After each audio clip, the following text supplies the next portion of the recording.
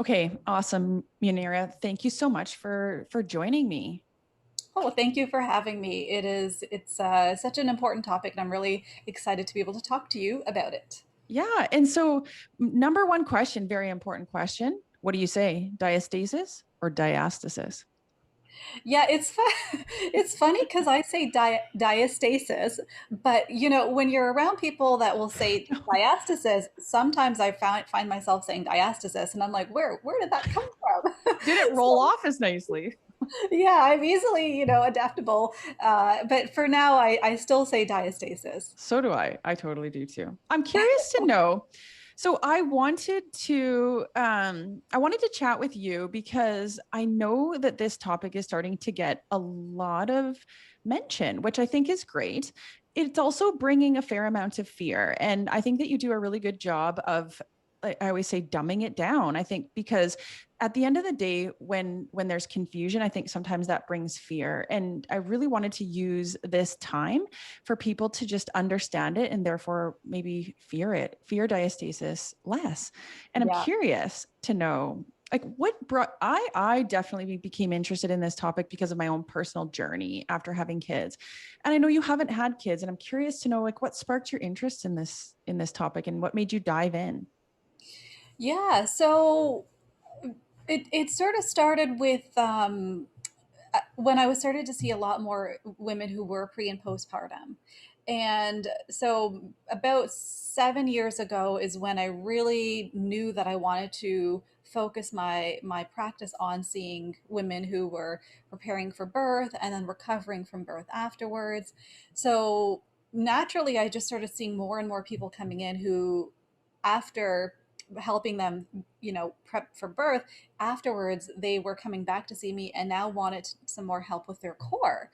And initially it was all about pelvic floor work because that's kind of what I am and what you are. It's pelvic floor therapist. So I would spend a lot of time on that, but they were continually asking what can they do for their core, for their abdomen, and how can they get that stronger. And I was able to give whatever I knew and I could help them to that degree, but I noticed that what I was doing just wasn't enough, and it wasn't really helping them get to where they needed to be. And then I went on my own journey to learn about diastasis as much as I could, and every time I sort of learned more, I just became even more um, interested in it, passionate about it. I just, I was compelled to continue learning about it. And then I would take that and I would go back to my clients and kind of help them with the new stuff that I've been learning and continue to apply it. And then just even then, even after I had taken so many courses on diastasis, like whatever I knew was out there, I was taking it. But even then, I still really felt that things were incomplete in my understanding of it. So that's when kind of realized, you know what? I need to kind of go in and figure things out even deeper. And since there wasn't a lot of research on diastasis, and really there still isn't, a lot of my I guess approach has come from looking into other aspects of rehabilitation. So abdominal wall rehabilitation, exercise physiology, just rehabilitation principles, and kind of trying to apply everything into the core and see how that all fits in with diastasis, and then also getting whatever research I have to back what I'm saying up. And so essentially what happened was I just started to learn a lot about diastasis through my own interest and apply it with my patients, and it's a never ending evolving process, and that's where it sort of led me to where I am today. So it's just been something that I've been like called to do, and that I love learning about. Yeah, well, you do a great job, and we're going to get to it a bit later in the episode. I want you to tell people kind of some of the things you're working on, like some online programming. And I know one of the first things you put out was a course for care providers that work with, like, fitness professionals and physiotherapists that work with clients with diastasis. And I myself have been working through it, and like we were talking about before I hit record, I would say a lot of the information is a review, but I think you've done I've still learned so much just in the way that you've presented it and how you've taken the research and kind of helped me, like, oh, well, that's why that makes sense, or that's why I see that. or, oh, maybe that's old thinking. And so, yeah, we'll definitely talk about it later. But I think that that's definitely one of the reasons I wanted to reach out, is because I can see that you have really taken a dive into this, and you're doing a really good job of helping women understand it. And can we start with the most basic question? Like, if someone, I get a lot of clients that come in and just say, my abs are splitting, or I've been reading about this. Like, what do I have? Do I have a hernia, or do I have like this ab separation? So what would be your answer? What do you say when someone says, okay, what is diastasis? Well, yeah. So when someone comes in and they ask me a question like, what is diastasis? I will give them the sort of traditional answer, but then I'll sort of expand on it because they sort of likely know a little bit about the condition. And so I want to meet them where they're at and Mhm. then kind of build from that, from what they already know. So I would say something around along the lines of, well, what is diastasis? Diastasis simply means that the space between the rectus abdominis muscle has now increased. Usually it's due to pregnancy. There are other reasons why that happens, but the linea alba that happens to be in between the two rectus six pack muscles in the front, that linea alba becomes thinner and wider from pregnancy due to stretching to accommodate the baby. So that's essentially what diastasis is. Diastasis rectus abdominis. It's widening of the rectus abdominis. But when we sort of take it a little further, it's important to just realize that yes, you may have a space in the midline that is wider than what it was before, but that's also one aspect of what occurred in pregnancy. The other thing to consider is that the whole abdomen had also stretched out in pregnancy. So all the muscles around the sides, all even the muscles in the front, the rectus itself became thinner and wider and stretched out as well. And so what that leads to afterwards are a number of different, I guess, symptoms and or presentations. And sometimes what you might be experiencing actually is because of the linea alba, but most of the time what you might be coming in with and what you're describing to me is often related to a combination of factors, including that muscle weakness and connective tissue thinning from the whole abdominal wall, not just the widening of the linea alba. Exactly. And I think that you can just kind of see a weight lifted off their shoulders when they understand, oh, I always describe it as like, look at your body changing during pregnancy. Look at how you've stretched. Do you see how even like the sides are different? You see how your ribs feel different? We talk about the pelvic floor and the pelvis.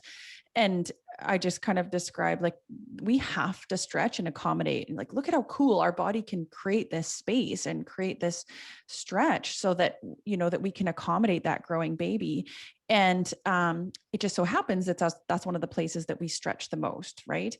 And so I think that it helps them to understand, and that I think that that kind of leads me to what I talk about next with people, is that it's quite natural and normal for everyone to go through that to some extent. And so can you speak to that a little bit? Just, when people say, you'll often hear, oh my gosh, like my friend Sally got it, but Jane said she didn't. And speak to that. How does this affect women in general during Yeah, pregnancy? Yeah, so, well, in pregnancy, it's almost a given that it will happen exactly. Hmm. for everyone. And that is also supported by research. The 100% of women by their third trimester will have some degree of linea alba widening. Now, the question is why? And so it's because the body is accommodating a growing baby. The whole abdomen is being Hmm. stretched out to accommodate the growing baby. So when you're pregnant, it's natural to experience lengthening of the whole abdominal wall just because of the fact that you're pregnant. Hmm. So, it's not something to fear. It is natural to the abdominal wall. It's natural to the body for stretching to occur in pregnancy, just as it's sort of natural for the cervix to dilate during delivery and during birthing. So it's a natural process. It isn't anything to fear. And so afterwards, what that means is since we know that in pregnancy, a lot of the whole abdomen got sort of stretched out because there was a baby inside kind of pressing on it and just growing. And so what that means is afterwards we want to focus on basically everything that we see there. It could be all of the abdominal muscles or certain ones that we think might need a little bit more help than others, and just restoring that strength and function back into those muscles that were affected. I think primarily what we used to do is just kind of look at the space in between the rectus and really target our management on reducing that space, thinking that that's going to resolve issues. But really, when we're again, if we go back to what happened in pregnancy, it fits the whole abdominal wall. When we work on all of those abdominal muscles and tissues, then we notice that actually that helps to improve that linea alba, but it also helps to improve the symptoms and the weakness and the core issues that are at play. Yeah. I wonder if we back up to pregnancy again for a second and talk about, because the last episode or a couple episodes ago, I talked with another pelvic health physio about the benefits to seeing someone during pregnancy. And of course, we touched on diastasis briefly, but I think this might be a good time to talk in a little bit more detail about, so given that we know that, the body's accommodating a growing baby and that we are having some stretch through the tissues, what kinds of things can women do? Because I think, you'll hear a lot of messaging around like, this is what you can do to stop diastasis, or wear this band to stop the stretch. And we know that that's not possible. Plus, it's a good thing that this is happening. But maybe we can speak a little bit to what kinds of things can we do as therapists to help people manage the change that their body's going through. And I always say, like, you're not going to necessarily prevent any diastasis from happening, but staying proactive, understanding what things you can do to support your body and how you're going to carry that into postpartum recovery. So maybe let's talk about a few of the things that you would recommend that women do during pregnancy, just to, I would guess, I don't know, minimize the long-term effects or address it. Yeah, well, I think we need to just kind of first start off by acknowledging we don't have a lot of research right now, even regarding what we can do to prevent it, Mm-hmm. and if it's even possible. Mm-hmm. So the notion that things like diastasis can be prevented, it's just at this point not substantiated by Mm-hmm. research. So we do need to be careful about that, and we can sort of dispel that whenever we see it. But what can we do then instead when we're pregnant? What are some of the things we can do? Well, in my view, what we can work on is either improving or maintaining the strength and the function of the whole abdomen, because we know Mm-hmm. that pregnancy affects the whole abdomen. So working on building the strength of those muscles, keeping them strong through a pregnancy, just in my view, will help to support the weight of the baby. And it's not to say that how much stretching occurs in pregnancy it will determine what you might end up with afterwards, because even some individuals who've had, let's say, twin pregnancies postpartum, they're okay, relatively speaking, they're okay, and they don't have a lot of that distension. So we need to be sort of careful in how we sort of word things, but in general, what I would recommend and what I do recommend with my own clients is basically let's work on strengthening and maintaining that strength of the abdominal muscles throughout the whole pregnancy, so that as the baby is growing, your abdominal wall is able to support the weight of the baby and the changes that are occurring that and will occur for the remainder of that pregnancy, and including the inner core muscles like the pelvic floor, the diaphragm, and the transverse abdominis, but also including muscles like the rectus abdominis and the oblique. So again, looking at maintaining the strength and function of the whole abdomen. And then there's the question of, should I wear like a belly band or some sort of support in pregnancy? Again, we don't have research right now that supports the idea that if you wear this, you will absolutely have um, less distension afterwards, less linea alba widening afterwards. But I do think wearing some kind of abdominal support, like some sort of gentle compression garment, will help at least provide the abdominal wall if we're noticing that there's feels it seems like there's a lot of weight and heaviness in the abdomen, so there's a weakness that's there. I do feel that wearing some kind of abdominal support can help in those instances, not necessarily for preventative purposes, but just for support and comfort. And but I do also want to make note that there's probably a group of women that have had, they've gone through one pregnancy and now they're on to their second or subsequent pregnancy, second, third, fourth, etc. And there will be times where some of these people will explain that my abdomen is growing faster and my belly is showing more. It's showing earlier. I'm feeling heavier much sooner. I look like I'm 6 months pregnant, but I'm only 3 months pregnant. So we know that what's happening here is most likely the tissues are being lengthened potentially faster than what they did in the first pregnancy. And maybe the status of those tissues and muscles are also in a different state. So it's easier for them to become more stretched out under pressure. So in this case, I would definitely still recommend the strengthening exercises and just a general strengthening program. But I would especially recommend some kind of abdominal support for these women. Again, for that comfort, because they'll often feel very uncomfortable, just even in standing. But potentially in this case, it might be a little bit protective of additional stretching of the abdominal wall. We already know that it's going further and faster than what it did in the first. So it might help around that, but these are just based on my own reasoning behind why I think it's important rather than evidence, which we don't have research around. Totally. And I think that I can speak to that myself. I definitely was that person. And I found that my abdominal muscles felt like they could work better when I had a support band on. It gave the comfort and it gave some of that compression. So I found that my exercise was more successful and I was able to target what I was looking for. And I think that that's what I describe to my clients is like, just based on the fact that your body's changing so much, those muscles don't really feel like they're at an advantage. They're not working like you're used to them working. They're changing. And sometimes, we need to kind of focus a little bit more on them during pregnancy to help them. I always tell people to think of their body as a friend, their pregnant body as a friend in need, and that you just need to give it a little bit more help or encouragement during your exercise. And I wonder if we could cover then, because it's really common in pregnancy to hear the terms coning or doming, and women are afraid to see that. And so that's something that we would take into account as a therapist.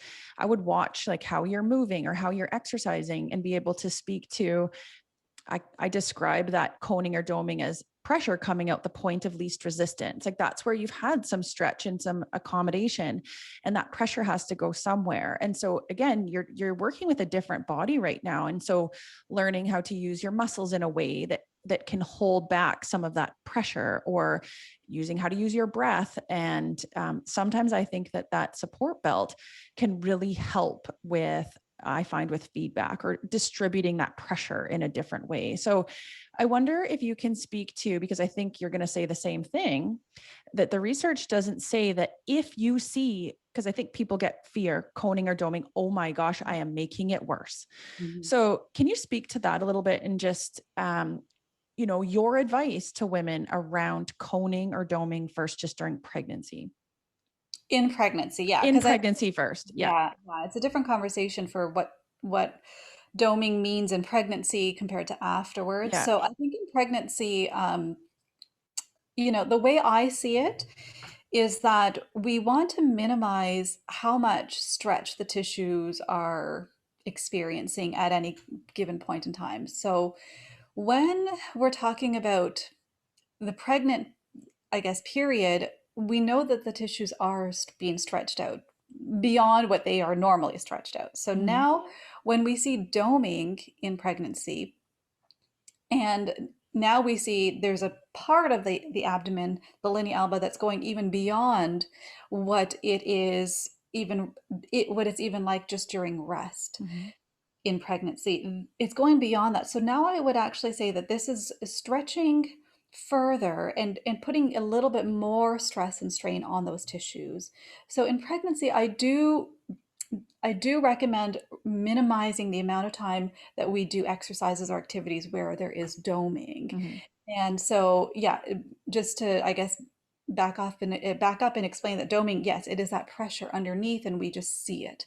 We see it there because there is a bit more space there for us to be able to view that there's now pressure. But the pressure was going to be there regardless. The pressure is just a sign that your core is working. It's producing the pressure that it needs in that moment to do the task that you're doing, and we just are able to see it now. So it's not that pressure is bad. Hmm. We and a lot of times I do find that, pressure in general can be demonized, and can there can be a lot of fear around doming because of the pressure. But I think if we just look at it from a tissue stretching standpoint, it's we're trying to minimize how much time those tissues are under full stretch. Hmm. Because honestly, even if they are under full stretch, and maybe um, after some point of time, having tissues that are under full stretch for after a period of time, the tissues can then potentially adapt. And so there's this process that happens where then they may adapt, they may then thin out. And so we might have some straining of the tissues if there's enough pressure and for a long enough period of time.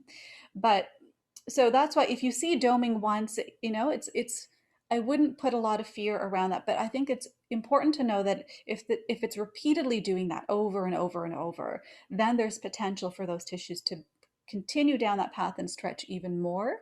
And so we can minimize that by just being aware of the times that it comes and just learning the strategies like you were talking about, using your breath, maybe engaging your core, engaging your pelvic floor, maybe doing the exercise a little bit differently or the movement a little bit differently so that we don't see a lot of that. And I think that's basically all we can do for doming is just be aware of it, not be afraid of it, and just try to minimize it in the pregnancy period. Yeah, perfect. So I think that that kind of summarizes, things that you can do or things a therapist would work with you to just kind of start addressing it and knowing how to carry this over is basically like through exercise and movement, understanding like when a belt or support band might be helpful. And then, yeah, things like posture and breathing and Yeah. just, being mindful of how to work with your body and how it's changing. So I think that's great. And I'm curious now if we move to postpartum. So now that baby comes out, whether it be C-section or vaginal birth, baby comes out. And I think that it's understandable that there's a period of time where, I mean, obviously our body's healing and our body's restructuring. But can we speak a little bit to, okay, baby comes out and what's happening with the linea alba now, the Okay, early so postpartum period? yeah, so after the baby has been born into the world, so now we are kind of left to see what the abdominal wall, the abdomen, the core, what it's like now. And what it will look like will be very different from person to person. And so and that again comes down to the fact that everyone will have their own level of connective tissue stretching, muscle weakening, and then there's genetic component as well. So everyone will look different. Postpartum, you might have something called a mummy pooch. It's where we see a little bit more roundedness, distension in the lower abdomen, maybe in the middle abdomen, where the abdomen's sort of coming out and potentially like sort of hanging a little lower. You could also have maybe not that classic mummy pooch, but you could have a situation where the abdomen in general is a bit more rounded, and or you could have a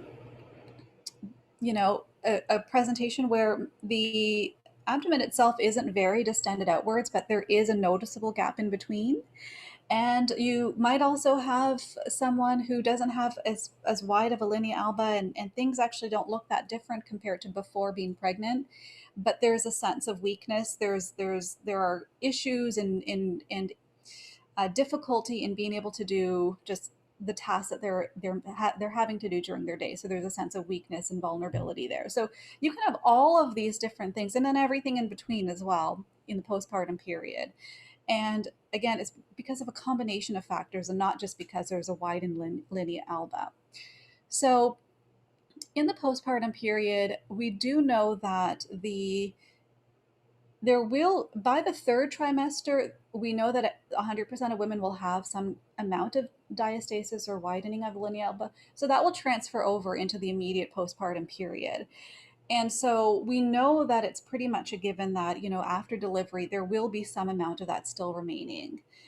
What's important to note is that if we do nothing, if we just let the body sort of take care of itself for the period of, let's say, 1 year postpartum, that a lot of resolution, natural resolution of these tissues actually occurs.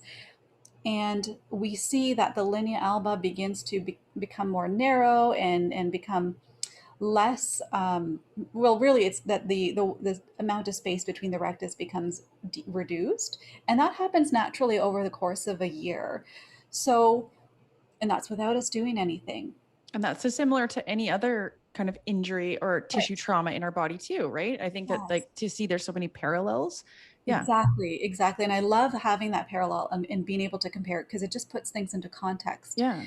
in diastasis. And so we see that things naturally resolve, and the muscles start to improve as well without us really doing a lot. But now, not everyone will just resolve naturally, completely, without doing specific exercises. So I would really, promote and advocate the use of a progressive strengthening program, starting with gentle and sort of connection style exercises where you're just connecting to your deep core muscles, and then you're working on building them and strengthening them, and that including all the other muscles of the abdomen, and then just continually progressing those muscles over a period of time to maybe facilitate the changes that are already happening, maybe allow them to occur a little bit faster, and just to sort of help that process along. Yeah, exactly. And that's why I think it's so beneficial, working with someone during pregnancy is this isn't a new concept. I think that people, when you come out of it, kind of understanding, yeah, my whole abdomen has changed. That's normal. No wonder I look different and feel different after. This was expected. I was anticipating this. Yes, I've got a space between my abdominal muscles, but everything is different. And let me just help that body kind of reconnect the dots. And I'm a huge advocate. I see lots of women during pregnancy, and I love to follow them. As I always say, as soon as you're ready postpartum, let's start talking about some gentle things you can be doing. And I lay that out in my postpartum program is like, let's just start with breathing and connecting those muscles because they feel a little bit out to lunch now sometimes, and they're just not providing you with the same feedback or strength that you're used to. And then, like you said, start progressing.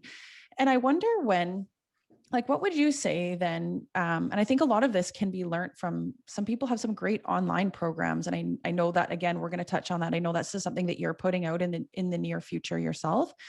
But I wonder if you can touch on then the benefits of working with someone. And I think, that's different for everybody, but the benefits of working with someone one-on-one after would be what?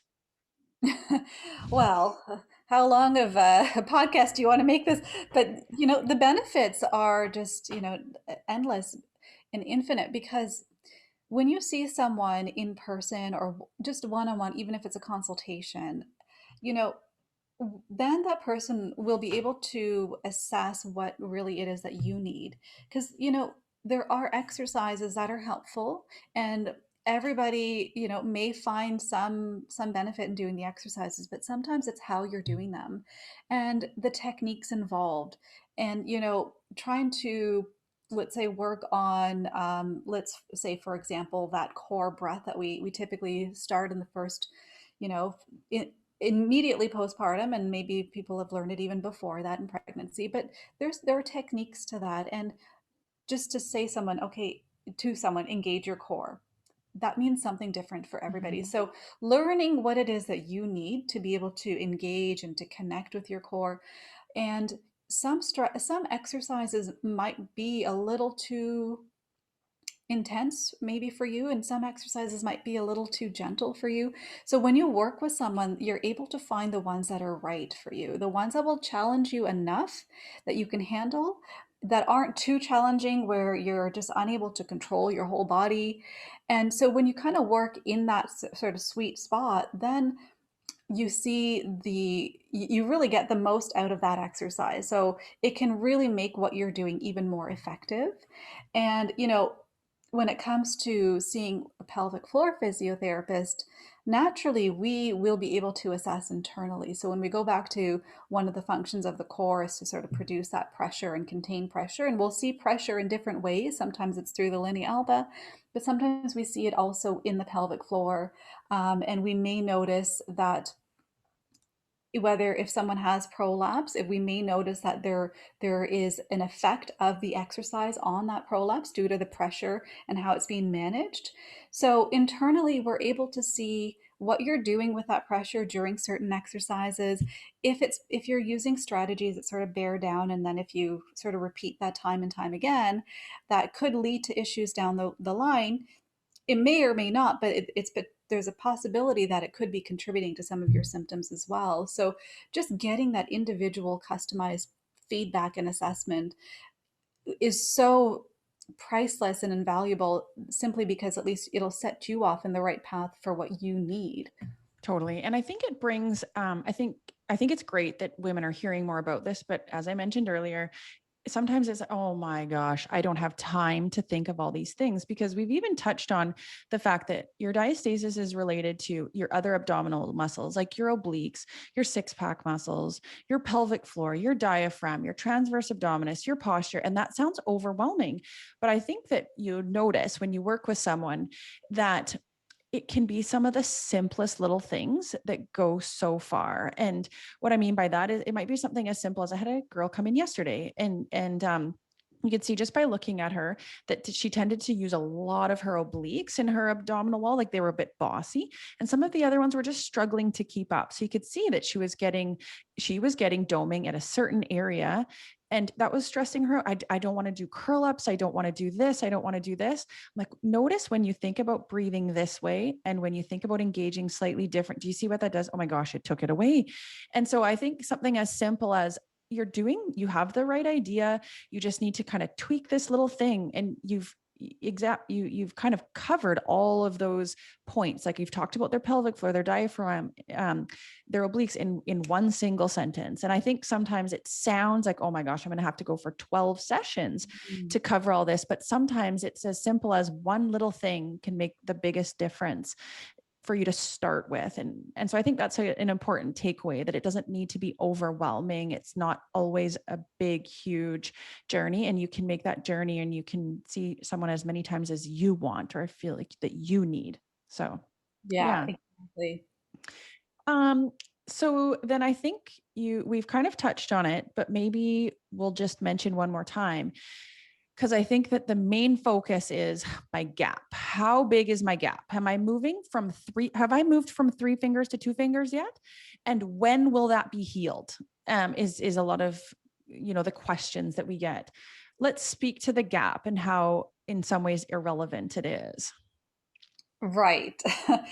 So that is the difficulty in sort of this time in this age and this time that we're in right now with diastasis, is because we have previously we have been putting a lot of emphasis on the gap, and now we're starting to realize that the gap may not really have too many implications for function and strength. I mean, we do have correlations that have been brought out through research.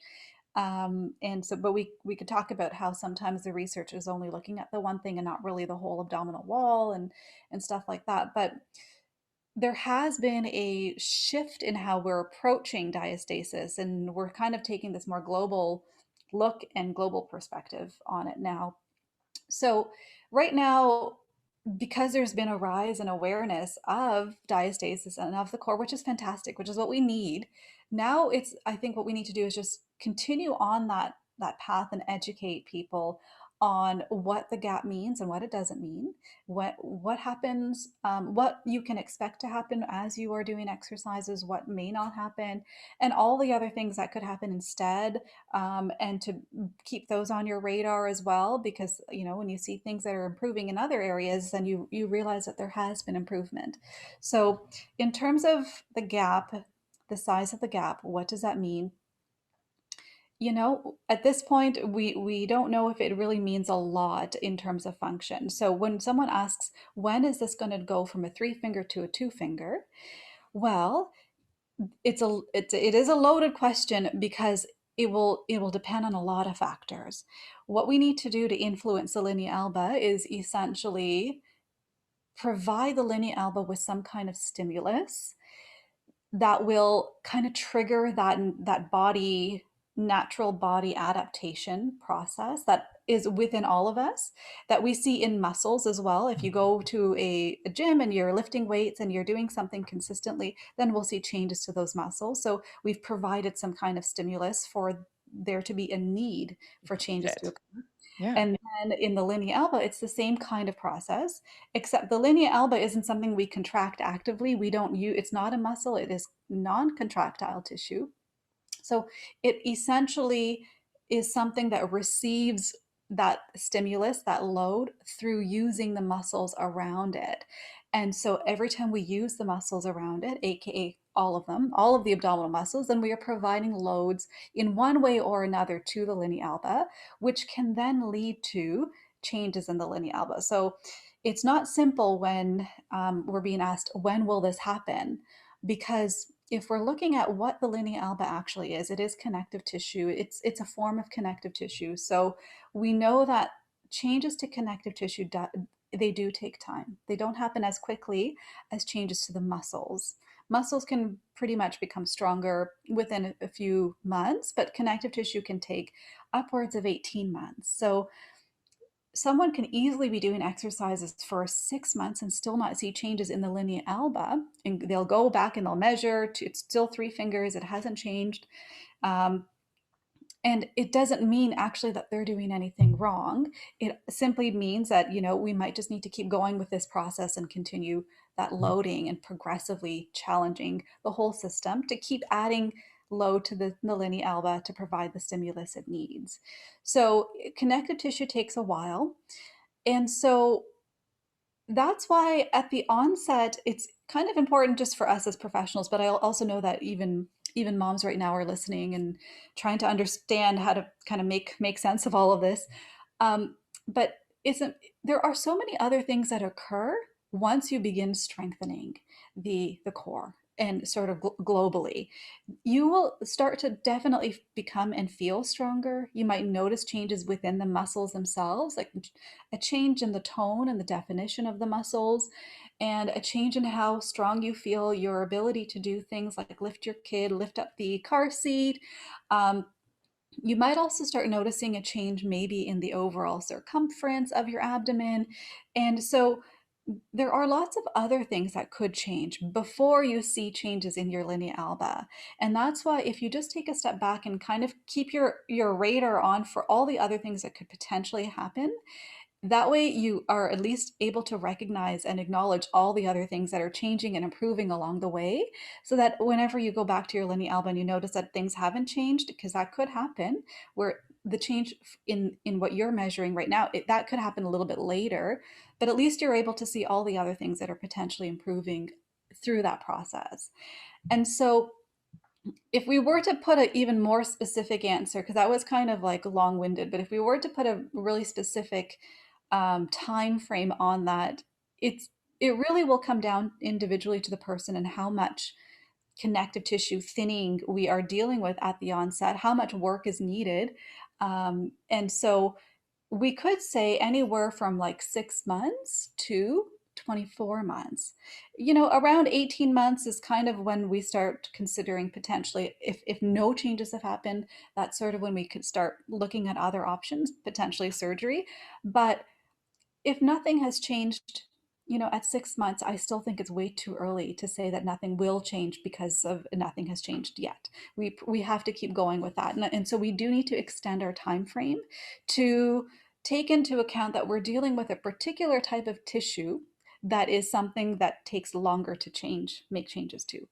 And isn't it important to note too, though, that like that tissue, you might never you're never necessarily going to have that space you had before you had a pregnancy. And I think the ultimate goal is not that you're seeking for a certain distance between your six pack muscles.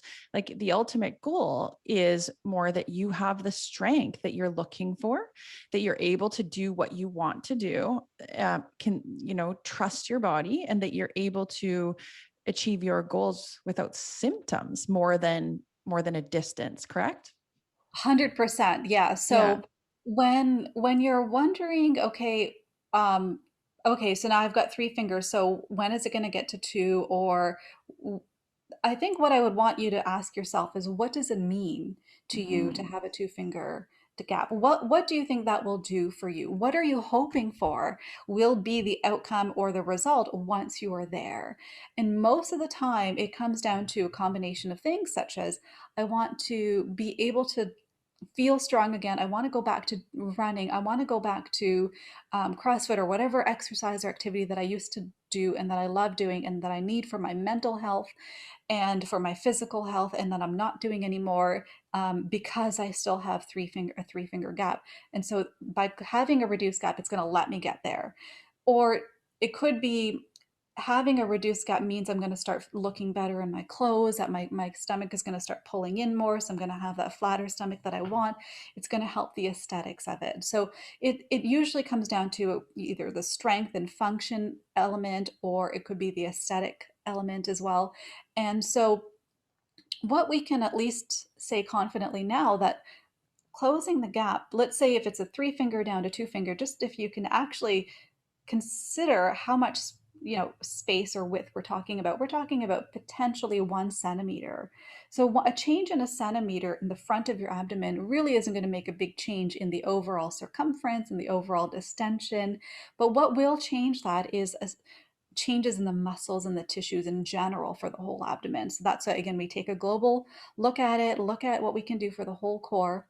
And that's when you'll start seeing, again, all the stuff that we talked about, the potential changes there in the tone, the definition, the strength, your ability to connect with your muscles and use them and access them, and all of that can change. So just go back to your why. Why do you want this to change? And most likely, you can work towards those goals and actually remove the linea alba piece from that, and Mhm. you'll see that there's more of a clear path from just strengthening the core to what you're wanting. Exactly. Because I think a lot of people tie like my diastasis will be healed when my gap goes away. And I think we've kind of come full circle and kind of pointed out that almost don't give it too much credit in some ways, or don't put too much on it, because it is part of a huge picture.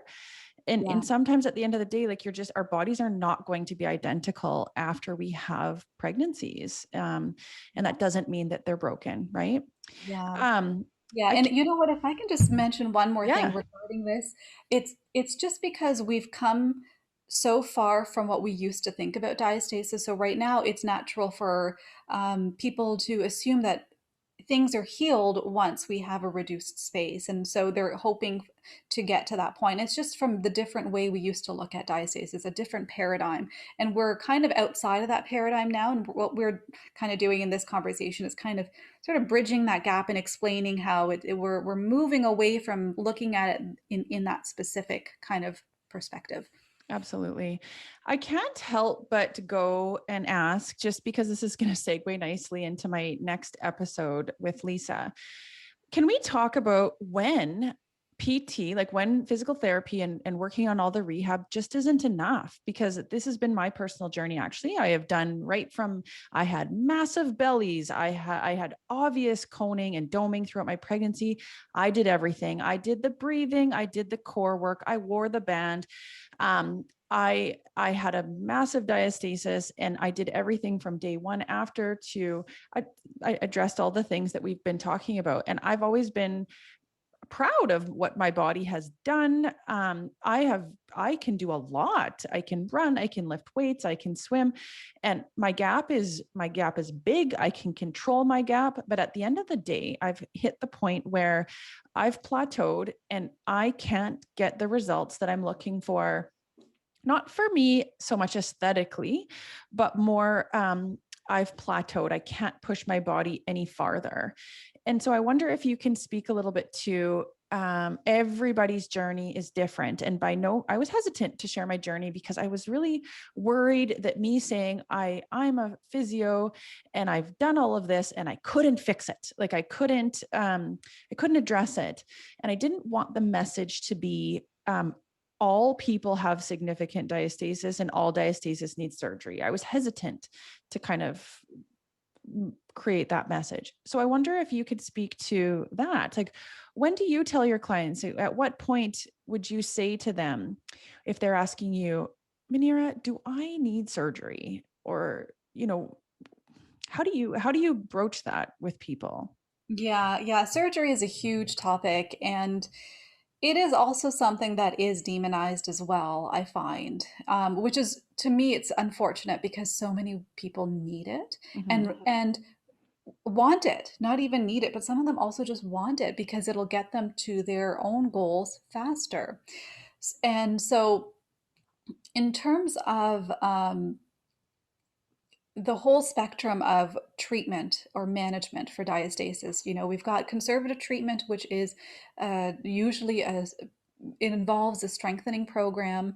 And if we kind of take even a step further than that, we look into other factors such as just sort of lifestyle factors and daily habits, and regarding things like diet, nutrition, stress, sleep, and all of those things which can help or hinder the connective tissue and rebuilding process, which usually occurs when you're not even exercising. So just setting the stage internally. So, but then on the other end of the spectrum, we do have surgery. And then you will certainly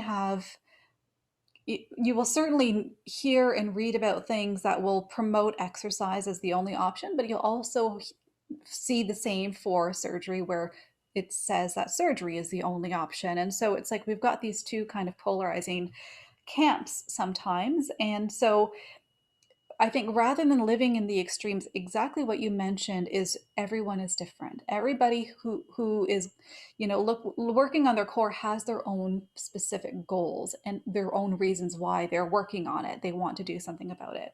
And also, as we've alluded to earlier, the process can be a long one.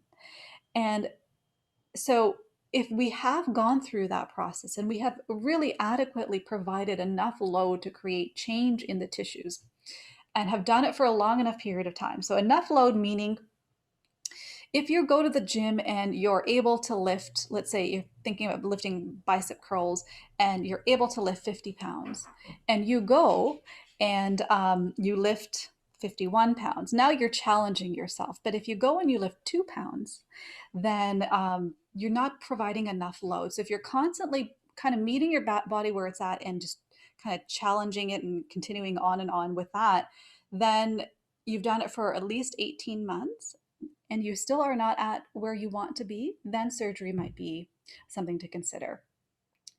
And then if that just seems like way too much time, then what I would recommend is, if you want to get there faster, then you can certainly explore surgery a little bit faster, sooner as well. So it could happen at 6 months if you want to. I still recommend it should be a minimum of a year. If you're going to go through the conservative treatment and to give yourself enough time, you want to look at the 18-month to 2 year mark. And if you are just, not wanting to go down that path, then looking into surgery can happen earlier. Yeah, exactly. And I think that it's a continuum, it's a spectrum. And I think that at the end of the day, I just think it's important that we highlight everyone's an individual. And I think the benefit to working with a rehab professional before is that I think I'm very confident in saying that you will notice that you have, you understand how to connect all those dots in your whole abdomen and again after, because a surgery won't change the response of your muscles. And so I think at the end of the day, I think that's important for people to consider, but acknowledging that everyone is unique. And I'm going to go into that in more detail in my next episode with Lisa, who's had the surgery herself, to Yeah. help talk about kind of the pros and cons and how to decide whether surgery is right for you. So to tie this all up, will you talk about some of your offerings for people? I know that you offer a course right now available for like I mentioned, healthcare professionals. I know you're working on one for moms, and I know that you're working on one recovery guide for surgery. And I think that this is so needed. And I think this is great. So why don't you talk a little bit about where people can find you and some of your offerings? Sure, thank you. So, with regards to healthcare professionals, fitness professionals, rehab professionals, even medical professionals, I do have a sort of fully comprehensive course on diastasis. And, I've mentored a lot of people in my day, and really the ones who are asking, they wanted to come to get some help regarding their ability to help their clients and with their course. So in knowing, just through being able to help other people and other professionals, one of the things that was so common amongst all of them was this almost fear of doing too much with their clients. There's a fear within themselves of strengthening the core, and they know that it's an important thing to do. It's what they do for all other parts of the body, but they didn't know how to do that when someone had diastasis, and also they didn't feel confident in being able to go through that process, worry that they're going to make things worse. So what I have done in the course is really laid out a framework of exercise progressions that can be done for any presentation of diastasis, and have also provided the principles behind it, and then have also provided the research behind the principles. So it just empowers you to, and for you to feel confident in being able to help your clients even more thoroughly, and just in being able to get them to where they want to be a bit faster, and in a way that's also evidence-based, Yeah. so that you can explain to them that this is what we're doing and why, and you have that knowledge base, because I think there was a big gap there in the knowledge piece of it. And then for those who For are for the record, I highly recommend that course to anyone that's listening. It's an excellent course. Go ahead. so much, yeah. And so regarding, if you are a mom and you are kind of struggling with your core, and you have diastasis, you're trying to figure out what to do. Maybe you've reached a plateau in your own progress, and you've seen other people, and you just don't know how to go further. And maybe you've also had some consults potentially with surgeons, and you're kind of exploring that route, but you're not sure if you can do more. So I have a program that is coming out shortly. I mean, depending on when this airs, but there should be a program out by the end of April of 2021. And I will guide you through that strengthening process. It'll be an educational program. There will be lessons and just education pieces. But it will also be an exercise based program as well, where I'll guide you through exercises. And just like in my course for professionals, in the program itself, it is something that, rather than just being a one and done, it's something that it'll give you the knowledge and the tools, so that even after you've done these kinds of exercises, you know how to go further, how to Mm-hmm. challenge yourself more. Because, like we've talked about, these things take time. It could even be 18 months. So you'll want to continually challenge yourself, and what you're currently capable of doing right now, it's going to be different from person to person, depending on your fitness levels and your comfort with fitness and certain exercises. So that's what my program is for. And then last but not least, I am currently working on a program. If one does decide to go through surgery, there's a lot of, oh, I guess there really is a lack of information on how to rehabilitate the core after a surgery. So I'm working with a amazing personal trainer named Lisa, and we're combining both the rehab and the fitness experience that both of us bring, and we're combining it together to offer a range of, I guess, programs depending on what you're looking for. But it'll start with just rehabilitating the core and the abdomen post surgery. But then if you're looking to do more, if you want to get back to doing things like running and or weightlifting and or any other thing, we have that as well. So it'll cover the full spectrum for after surgery. Awesome. So those are the three things that are currently going on. Awesome. Well, that's great. I look forward to sharing those when I'll put links to your website, and obviously people can find you on Instagram too. I'll link that. You have excellent information all geared towards diastasis. and I'll make sure I link that in the show notes. And yeah, I can't thank you enough. Any Thank you. last messages you want to put across? I think we've covered the main things that I wanted to. And yeah, I appreciate your time. Yeah, no, I will just end off by saying that um, it's it's better to focus on strengthening and not focus on the gap. Totally. Okay. Yeah.